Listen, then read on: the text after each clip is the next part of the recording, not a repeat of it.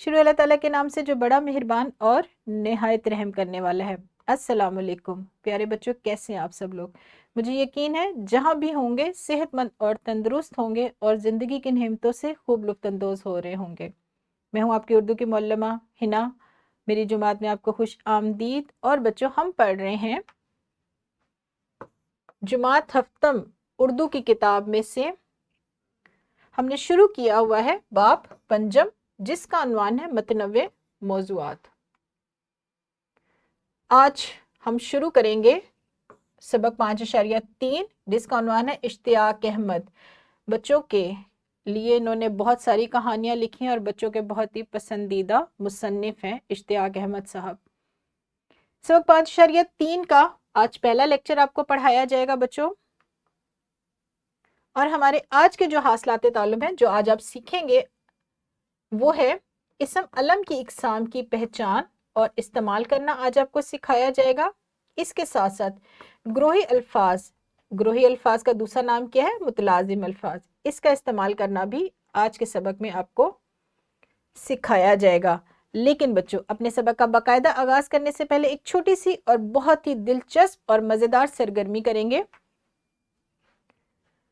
यह आपको एक पंफलेट स्क्रीन पर नजर आ रहा होगा, इश्तियाक अहमद की कहानियां। ठीक है, कहानियों की किताबें हैं ये उनकी।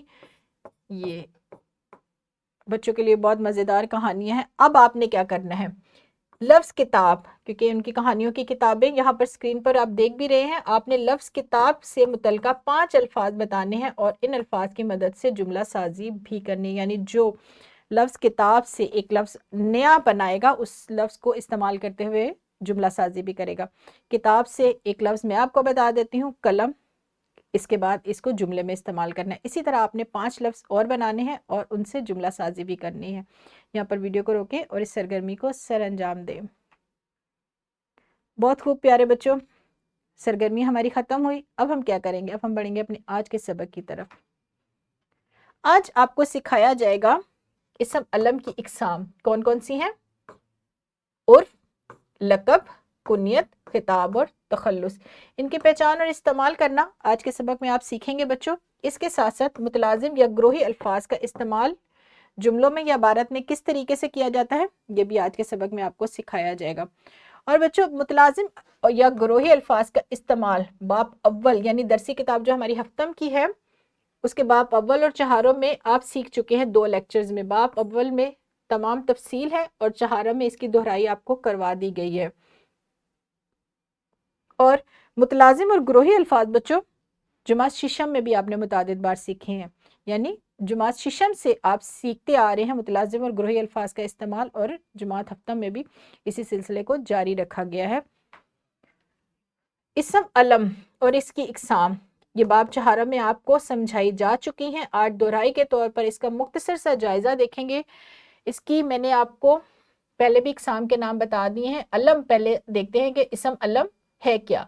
अलम के मायने निशान और अलामत के हैं। कवायद की रूह से इसम अलम से मुराद वो मखसूस अस्मा है जो अशखास की अलामत या पहचान का काम देते हैं। ठीक है, ये है इसम अलम। जैसे सईदुल शोदा, शमसुल उलमा, कलीमुल्लाह, कायद आज़म, इब्ने मरियम, कल्लो, कल्लन वगैरह। अच्छा, ये तो इसकी मिसालें थी जो अलग अलग इकसाम से मुतल्लिक हैं। खिताब इसकी पहली किस्म है, तखल्लुस, लक़ब और कुनियत। खिताब देखते हैं कि खिताब क्या है। खिताब से मुराद वो नाम है जो किसी शख्स की इज्जत बढ़ाने के लिए उसकी खूबी, खास खूबी की बिना पर कौम या हुकूमत की तरफ से दिया जाता है। जैसे शमसुल उलमा, रुस्तमुल जमा, कायद आज़म, ये खिताब है। हुकूमत पाकिस्तान की तरफ से खिताबात की बजाय क्या दिया जाता है? एजाज।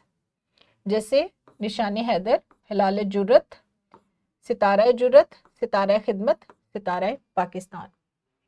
उसके बाद लक़ब। लक़ब ऐसा खास नाम होता है जो खास खूबी या वस्फ की वजह से लोगों में मशहूर हो जाए।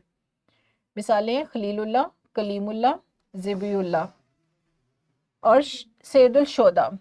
ये क्या है? लक़ब है। इनके आगे इन अल्फाज को जुमलों में भी इस्तेमाल किया गया है। تخلص، تخلص ایسا مختصر نام ہوتا ہے جو شاعر اپنے اصلی نام کی جگہ شعروں میں استعمال کرتے ہیں، اور تخلص عموماً آخری شعر میں استعمال کیا جاتا ہے۔ تخلص کی مثالیں ہیں، یہ تخلص کا نشان ہے، اسد اللہ غالب، مولانا الطاف حسین حالی، مولانا محمد حسین آزاد۔ اور تخلص کے لیے جب تخلص شاعر استعمال کرتا ہے تو اس کے اوپر یہ علامت لگانی ضروری ہوتی ہے جو کہ وضاحت کرتی ہے کہ یہ جو اسم ہے یہ تخلص کے طور پر استعمال ہو رہا ہے۔ کنیت، اصل نام کے علاوہ وہ نام جس کے پہلے ابو، ابن، بنت وغیرہ موجود ہو، ان کو کیا کہا جاتا ہے؟ کنیت۔ ماں باپ، دادا، بیٹا، بیٹی، خالہ، پھپھو وغیرہ کی طرف سے نام منسوب کرنے کو کنیت کہا جاتا ہے، جیسے ابو القاسم، قاسم کا والد، ابن مریم، مریم کا بیٹا، ابن زبیر، زبیر کا بیٹا، ٹھیک ہے۔ اور عرف، ایسے مختصر نام جو والدین پیار کی وجہ سے اصل نام کی بجائے پکارتے ہیں، جیسے مینا، گڈو، سنی۔ عرف کے پیچھے خوبی یا خامی ہونا ضروری نہیں، بعض اوقات اصل نام کو بگاڑ کر بھی عرف بنا لیتے ہیں، جیسے گاما، کامی، مانی۔ آپ کے بھی نام اسی طرح گھر والوں نے رکھے ہوں گے، تو جو گھر والوں نے آپ کے لیے ایک نام رکھا ہے وہ کیا ہے؟ عرف ہے۔ جیسے میرا نام ہنا ہے اور میرے گھر والے مجھے ہانی کہتے ہیں، تو کیا ہوا؟ یہ میرا عرف ہو گیا۔ تو یہ تھی اسم علم کی مثالیں جو دہرائی کے طور پر ایک مختصر سا جائزہ آپ کو پیش کیا گیا۔ اب بڑھتے ہیں اپنی سرگرمیوں کی طرف۔ معلم جماعت کو 5 گروہوں میں تقسیم کریں گے اور ہر گروہ کو اسم علم کی ایک ایک قسم تفویض کریں گے۔ بچوں بہت ہی دلچسپ اور مزیدار سرگرمی ہے یہ۔ آپ کو 5 بچے بھی نظر آ رہے ہیں، یہ 5 طالب علم نہیں ہے بلکہ 5 گروہ ہیں۔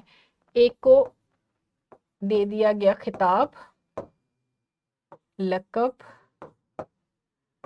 کنیت، عرف، تخلص۔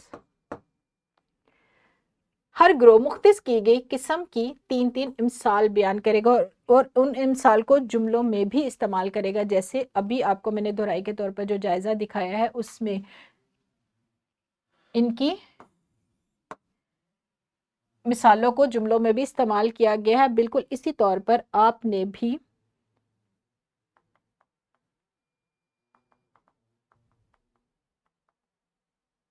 امثال جو بیان کرنی ہے ان کو جملوں میں بھی استعمال کرنا ہے۔ بہت مزیدار سرگرمی ہے، یہاں پر ویڈیو کو روکے اور اس سرگرمی کو سر انجام دیں۔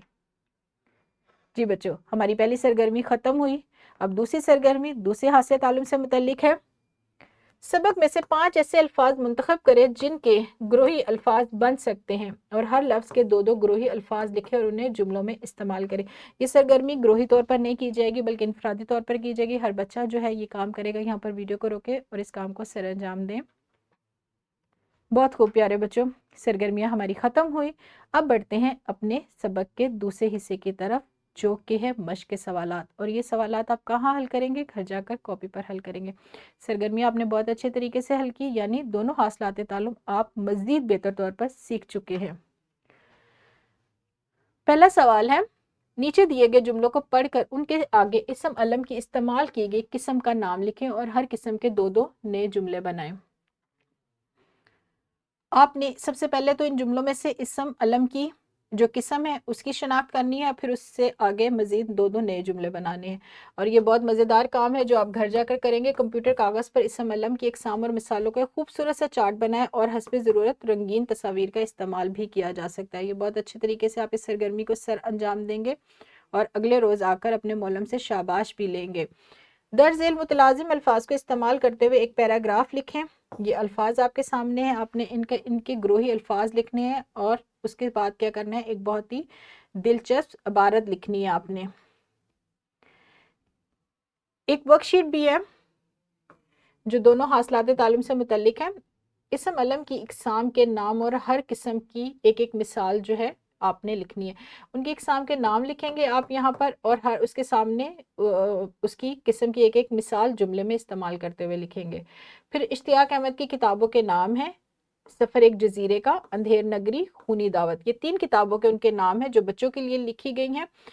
ان کتابوں کے ناموں پر آپ آگے متلازم الفاظ لکھیں گے. سفر ایک جزیرے کا تو اس میں متلازم الفاظ آ سکتا ہے مسافر. ٹھیک ہے. اسی طرح آپ مزید 3 متلازم یا گروہی الفاظ لکھیں گے اور انہیں جملوں میں استعمال کریں گے. ورک شیٹ ہماری کہاں پر دستیاب ہوتی ہے؟ ورک شیٹ ڈسکرپشن میں موجود ہے اور لیسن پلان بھی ڈسکرپشن میں موجود ہے. اور آج کہ اس بہت ہی مزیدار اور معلومات سے بھرپور لیکچر کو ختم کرنے کا وقت آ گیا ہے. کل ملیں گے اس سبق کے ایک دوسرے لیکچر میں. تب تک اپنا بہت سارا خیال بھی رکھیے گا اور اپنے کام کو بھی مکمل کیجیے گا. اجازت دیجیے. خدا حافظ.